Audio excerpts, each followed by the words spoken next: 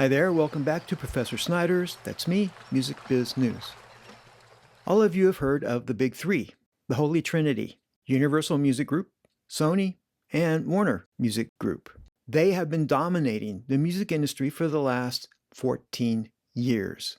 But now we might be witnessing the birth of a fourth major label. Instead of the Big Three, it might be the Big Four, because BMG and Concord Records merging, bringing back to life BMG, which used to be a major. And in comparison to the other three, the new BMG will seem to be pretty small. But as widely rumored earlier this year, BMG and Concord have officially announced a definitive agreement to combine their businesses, creating what is basically the fourth major music company, although they term it the leading independent music company in the world. In other words, looks like they would prefer to be the king of the indies rather than the smallest of the majors. The combined company, which will be operated under the BMG name, is valued at $14 billion.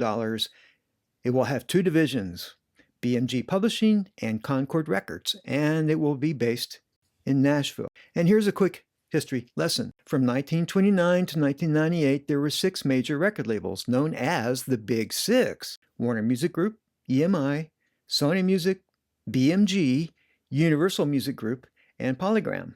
They were the big white sharks of the time, and they ate all of the smaller labels and eventually each other. The Big Six became the Big Five, became the Big Four, and finally in 2012, EMI was fed to the other three, leaving the holy trinity of record labels, the Big Three. But now here comes BMG back to life. BMG, Bertelsmann Music Group, was once one of the big fish until it and Sony became friends and merged in 2004 and was called Sony BMG. But in 2007, UMG bought BMG's publishing, and in 2008, Sony absorbed its partner, so there's no more BMG. Bertelsmann, the parent company, is huge, and it was allowed to keep the rights to several mostly European music catalogs and the rights to keep the BMG trademark. So Bertelsmann kept BMG alive in the music industry, giving it the job of servicing the few catalogs and artists that it still owned. And meanwhile, a jazz label, Concord Records, had avoided being eaten by a major and remained privately owned and independent, but still used UMG to distribute its records. Both BMG and Concord have been snatching up every music catalog they can get their hands on. Here's a chart of BMG's purchases up to 2022, and according to its March 2026 report, it bought 30 plus more catalogs just in 2025. It now represents more than 3 million songs and recordings, and over 94% of its business is licensing old music, partnering and licensing music to major media companies like Netflix and Spotify, and partnering with tech companies, Google Cloud and OpenAI. Meanwhile, Concord has also been scooping up record labels like Stax and VJ and Kidz Bop, with 1.3 million copyrights spanning from vintage jazz albums by Bill Evans and Sergio Mendes to contemporary superstars like Taylor Swift, Beyoncé, Bruno Mars, and legacy acts like the Beatles, Pink Floyd, and the Rolling Stones. And they also dominate Broadway theatrical rights. It acquired the Rodgers and Hammerstein organization. In April 2021, Concord acquired the roster and catalog of Downtown Music Publishing, bringing its catalog to nearly 600,000 works, and it looks like it did that before UMG snatched up the rest of Downtown just this year. So with the new $15 billion BMG label, it's probably going to generate over $2.2 billion a year. While BMG may appear to be tiny compared to the other three, with roughly just 3% of global recorded music and around 10% of global publishing, the mothership, Bertelsmann, is as large, if not larger, than any of the big three. And here's a small sample I pulled from the 2026 Investors Report.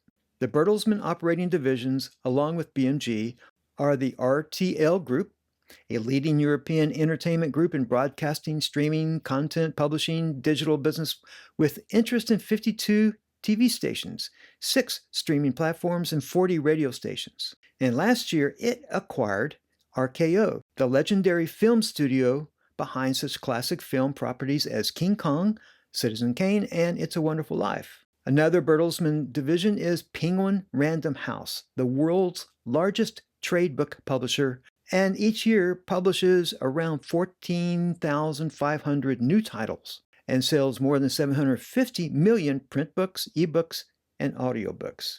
Arvado Group is another division that develops and implements custom-made solutions for all kinds of businesses in more than 30 countries, from tech to healthcare and automotive. Bertelsmann Marketing Services is a multi-channel, full-service provider for the advertising industry, a good fit for BMG Music. And Bertelsmann Education Group focuses on healthcare and education sectors and innovative ways of teaching and learning, as well as performance management solutions for students, professionals, and organizations. And finally, another division is Bertelsmann Investments. It invests in worldwide venture capital activities. Why is this merger a big deal? The combined BMG Concord entity, BMG, no longer needs to rely on third-party distribution arms owned by SONY or UMG. They now have the catalog density to sit at the same table with the tech giants and directly negotiate their own terms. It now has so much music, they have the weight to sit across from Spotify, Apple, and TikTok and demand the same rates as Sony and Universal. And they're already heavily invested in AI, and I think I'll expand on its AI tools, like the AI-supported recommendation engine for sync licensing, in another podcast. But don't rush in with your demos, hoping to get signed to this new old record label. In 2025, it did expand its portfolio through new signings and extensions, but mostly with established artists, such as One Republic, Jelly Roll, Jason Aldean, Ghost, CMAT, and more. And BMG's growth opportunities lies primarily in the acquisition of music rights, catalogs, and the monetization in the core areas of recordings and publishing. So BMG isn't trying to just join the major label club, get a major label jacket. They look like they're building a different kind of major. Valentine, the CEO of Concord, is keen to stress that BMG Concord will still be very much independent and distinct from the major label system, even though both BMG and Concord have distribution partnerships with Universal.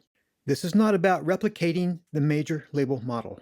His statement continues, it's about using scale to strengthen independence. Together, he adds, we will build a company that gives artists more reach and more flexibility, all designed to support their distinct visions.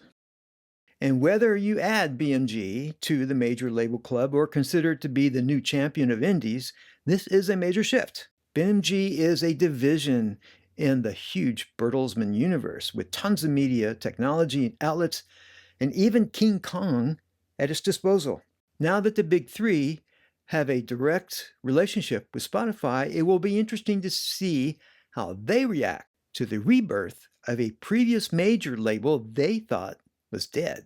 But what is clear is, for the first time in over a decade, the big three may not be alone at the top of the food chain.